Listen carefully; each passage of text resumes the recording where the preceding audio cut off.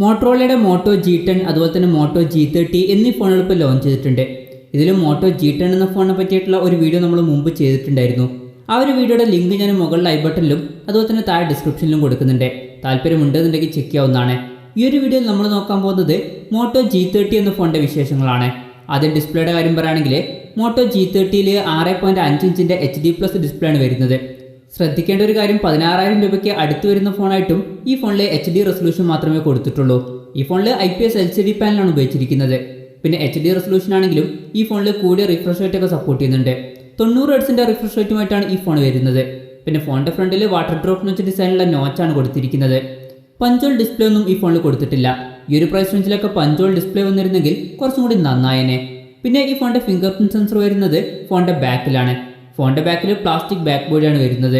പിന്നെ ഈ ഫോണിൻ്റെ ബാക്കിൽ റെക്ടാങ്കുലർ ഡിസൈനിലുള്ള ക്യാമറ മോഡ്യൂൾ കൊടുത്തിട്ടുണ്ട്. ഈ ഫോണിൽ IP52 റേറ്റിംഗ് സപ്പോർട്ട് ചെയ്യുന്നുണ്ട്. അതായത് ഈ ഫോൺ വാട്ടർ റെസിസ്റ്റൻറ്റും അതുപോലെ തന്നെ ഡസ്റ്റ് റെസിസ്റ്റൻറ്റുമാണ്. പിന്നെ ഈ ഫോണിൽ ഗൂഗിൾ അസിസ്റ്റൻറ്റിന് വേണ്ടിയിട്ട് ഒരു ഡെഡിക്കേറ്റഡ് ബട്ടൺ കൊടുത്തിട്ടുണ്ട്. ഈ ഫോണിൻ്റെ വെയിറ്റ് വരുന്നത് ഏകദേശം 200 ഗ്രാമാണ്.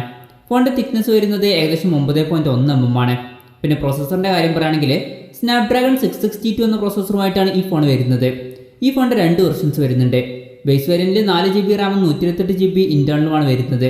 പിന്നെ 6GB റാമും 128GB ഇൻറ്റേർണലുമായിട്ട് വരുന്ന ഒരു വെർഷനും വരുന്നുണ്ട്. പിന്നെ ഹൈബ്രിഡ് സിം സ്ലോട്ടുമായിട്ടാണ് ഈ ഫോൺ വരുന്നത്. അതായത് മെമ്മറി കാർഡ് യൂസ് ചെയ്യണമെന്നുണ്ടെങ്കിൽ ഒരു സിം മാത്രമേ നമുക്ക് യൂസ് ചെയ്യാൻ പറ്റുള്ളൂ. പിന്നെ ഈ ഫോണിൽ NFC സപ്പോർട്ട് ചെയ്യുന്നുണ്ട്. ഈ ഫോണിൽ 3.5 mm ഓഡിയോ ജാക്ക് കൊടുത്തിട്ടുണ്ട്. ആൻഡ്രോയിഡ് 11 സോഫ്റ്റ്വെയറുമായിട്ടാണ് ഈ ഫോൺ വരുന്നത്. ഈ ഫോണിൽ ഏകദേശം സ്റ്റോക്ക് ആൻഡ്രോയിഡിന് അടുത്ത് വരുന്നൊരു എക്സ്പീരിയൻസ് ആയിരിക്കും നമുക്ക് ലഭിക്കുക. പിന്നെ ക്യാമറയുടെ കാര്യം പറയുകയാണെങ്കിൽ ഫോണിൻ്റെ പിന്നിൽ 4 ക്യാമറ സെൻസേഴ്സ് ആണ് വരുന്നത്. 64 മെഗാപിക്സലിൻ്റെ f1.7 അപ്പേഴ്സിൽ വരുന്ന മെയിൻ സെൻസറാണ് വരുന്നത്. പിന്നെ 8 മെഗാപിക്സലിൻ്റെ f2.2 അപ്പേഴ്സിൽ വരുന്ന അൾട്രാ വൈഡ് ആംഗിൾ ലെൻസ് വരുന്നുണ്ട്. ഇതിൻ്റെ ഫീൽഡ് ഓഫ് വ്യൂ വരുന്നത് 118 ഡിഗ്രിയാണ്. പിന്നെ 2 മെഗാപിക്സലിൻ്റെ f2.4 അപ്പേഴ്സിൽ വരുന്ന ഡെപ്ത് സെൻസറും അതുപോലെ 2 മെഗാപിക്സലിൻ്റെ f2.4 അപ്പേഴ്സിൽ വരുന്ന മാക്രോ ലെൻസും വരുന്നുണ്ട്. സെൽഫി ക്യാമറയുടെ കാര്യം പറയുകയാണെങ്കിൽ ഫ്രണ്ടിൽ 13 മെഗാപിക്സലിൻ്റെ f2.2 അപ്പേഴ്സിൽ വരുന്ന സെൽഫി ക്യാമറയാണ് വരുന്നത്.